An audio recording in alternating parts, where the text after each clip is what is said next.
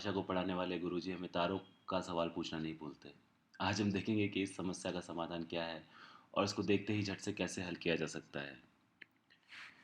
तो आज का हमारा उद्देश्य है कि हम तारों को इस प्रकार प्रिंट कराना चाहते हैं जिससे उसकी ये स्क्रीन पर दिखाई देने वाली शेप बने। तो प्रोग्राम की शुरुआत हम करते हैं क्लास के नाम के साथ।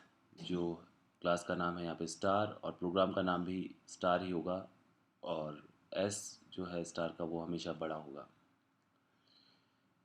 सेकंड है, ये मुख्य द्वार है प्रोग्राम का, पब्लिक स्टैटिक वॉइड मेन। ये हमने कई जावा के प्रोग्रामों में देखा है कि ये लाइन हमेशा यहीं से प्रोग्राम शुरू होता है।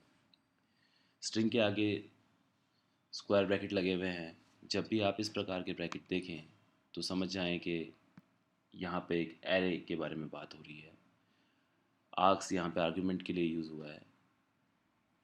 जो मेन और बेसिक कॉन्सेप्ट है इस प्रोग्राम का वो इस लाइन के बाद शुरू होता है। यहाँ पे हमने दो फॉर लूप यूज़ किए हैं। इन दोनों फॉर लूपों का कार्य हम आगे देखेंगे, लेकिन मोटी मोटी बात यह है कि जो पहला फॉर लूप है वो लाइन को बदलने के लिए काम में आता है, और दूसरा फॉर लूप हमारे यहाँ पे तारे प्रिंट करता है। तो हम इस प्रोग्राम को ट्रेस करते हैं कि ये प्रोग्राम किस प्रकार रन हो रहा है, और उस ट्रेसिंग से हम ये समझ पाएंगे कि इस प्रोग्राम के पीछे कॉन्सेप्ट क्या है। तो प्रोग्राम यहाँ से शुरू होता है जहाँ पे इंटीजर की वैल्यू आई की वैल्यू 1 हो गई है। यहाँ पे कंडीशन चेक करते हैं फॉर लूप के अंदर कि क्या आई की वैल्यू जो 1 है वो 5 से कम है। तो हमें पता है कि ये कंडीशन बिल्कुल ट्रू है। तो प्रोग्राम यहाँ से एंटर होता है फॉर लूप के अंदर। तो फर्स्ट इटरेशन में आई की वैल्यू 1 है, और जब इस लूप में एंटर होता है तो यहाँ पे वो देखता है कि यहाँ सेकंड लूप है जहाँ पे जे की वैल्यू 5 है, और कंडीशन है कि क्या 5 आई से ज़्यादा है। तो यहाँ पे फर्स्ट फर्स्ट इटरेशन में जे की वैल्यू 5 है, और हमें पता है कि आई की वैल्यू 1 है जो 5 से कम है। तो ऑब्वियसली जे उससे ज़्यादा है, तो आई अपनी एक वैल्यू कैरी करते हुए अंदर एंटर करता है, और जे 5 वैल्यू को कैरी किए हुए अंदर एंटर करता है, और उसके बाद एक तारे को प्रिंट कराता है। इस लूप के इस कर्ली ब्रैकेट से जब ये बाहर जाता है तो जे की वैल्यू में एक को घटाता है। जे माइनस माइनस का प्रोग्रामिंग में भाषाओं में अर्थ है कि J equal to J minus 1। तो जे की वैल्यू है यहाँ पे इस लूप के अंदर 5, और उसमें से एक घटाया तो हमें मिलेगा 4। तो सेकंड इटरेशन के अंदर जे की वैल्यू है 4 और आई की वैल्यू है 1।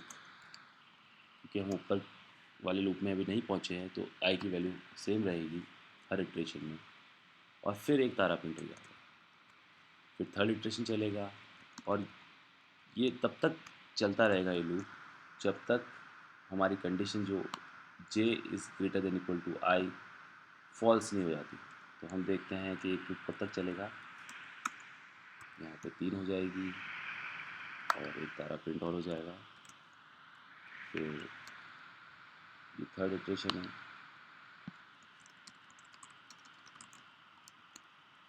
और ये फोर्थ में फिर एक तारा प्रिंट हो जाएगा, और जे की वैल्यू 2 हो जाएगी। फिफ्थ इटरेशन है, फिफ्थ में जे की वैल्यू 1,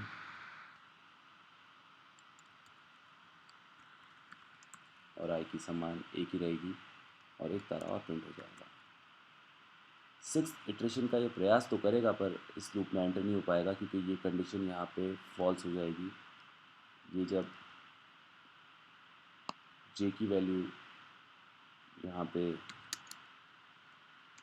माइनस माइनस होने के बाद 1 माइनस 1, 1 तो ये कैरी करके लेके आएगा नीचे से, और 1 माइनस 1 होने की वजह से शून्य हो जाएगी, और शून्य जो है वो ना तो 1 के बराबर है ना उससे ज़्यादा है, तो ये कंडीशन फॉल्स हो जाएगी।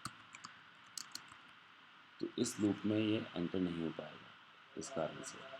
तो यहाँ से बाहर निकलते ही हमें ऊपर वाले लूप का महत्व समझ में आएगा कि वो लाइन बदलने के लिए बहुत महत्वपूर्ण भूमिका निभाएगा और एक लाइन को बदलेगा। तो यहाँ पे वो जैसे ही स्लैश एन प्रिंट होगा टर्मिनल पे, स्लैश एन का अर्थ होता है कि लाइन बदली है, नेक्स्ट लाइन में चलिए, तो लाइन बदल जाएगी। तो फर्स्ट लूप जो है वो दो काम कर रहा है, एक तो लाइन बदल रहा है, दूसरा जे और आई का फासला कम कर रहा है। हर ऊपर वाले आई की वैल्यू बढ़ने के साथ जे और आई का फासला एक एक कम होता है, और उस फासले के कम होने की वजह से ये सेकंड वाला फॉर लूप कम बार चलता है और कम तारे प्रिंट करता है। जैसे हम देखेंगे कि यहाँ पे जो कंडीशन फॉल्स हुई थी वो फिफ्थ इटरेशन के बाद हुई थी, लेकिन जब हम सेकंड बार इस लूप में एंटर करेंगे तब जे की वैल्यू होगी 4 और आई की होगी 2। फिर जे की वैल्यू होगी, जे की वैल्यू सॉरी यहाँ 5 ही होगी, क्योंकि यहाँ पे वापस इंटीजर आई इक्वल टू 5 से शुरुआत होगी इसकी। तो जे की वैल्यू होगी 5 और आई की होगी 2, जे की वैल्यू होगी 4 और आई की होगी 2, और फिर जे की वैल्यू होगी 3 और आई की वैल्यू होगी 1, जे की वैल्यू होगी सॉरी 1 क्या, आई की वैल्यू होगी यहाँ पे 2, जे की वैल्यू होगी 2 और आई की वैल्यू होगी 1, जो और फिफ्थ इटरेशन में जे की वैल्यू होगी, फिफ्थ इटरेशन वैसे होगा नहीं, ये ऊपर जाके कंडीशन चेक करेगा, पर मान लेते हैं कि जे की वैल्यू होगी 1, जे माइनस माइनस होने की बात, और आई की तो 2 ही रहेगी, तो ये कंडीशन फॉल्स हो जाएगी फिफ्थ इटरेशन में। क्योंकि लूप कम बार चलेगा तो ये जो तारा जो प्रिंट होगा वो कम बार होगा, तो सेकंड इटरेशन के बाद ये 4 होगा, और इसी प्रकार फिर 3, फिर 2 और फिर एक बार ही तारा प्रिंट होगा। अब हम इस प्रोग्राम को चला के देख लेते हैं कि जो हम ट्रेस आउट कर रहे हैं क्या हर काम वैसे ही होता है या आउटपुट कुछ भिन्न आता है। सबको कमेंट कर देना आवश्यक है। अब हम इसको चला के देखते हैं, और जब हम रन करते हैं तो बिल्कुल हम जिस प्रकार का आउटपुट चाह रहे हैं उस प्रकार का ही आउटपुट मिलता है। और इस प्रोग्राम की सहायता से हमें फॉर लूप को और बेहतर तरीके से समझने में काफ़ी सहायता मिलती है। आशा करता हूँ कि आपको वीडियो पसंद आया होगा। Thanks and bye.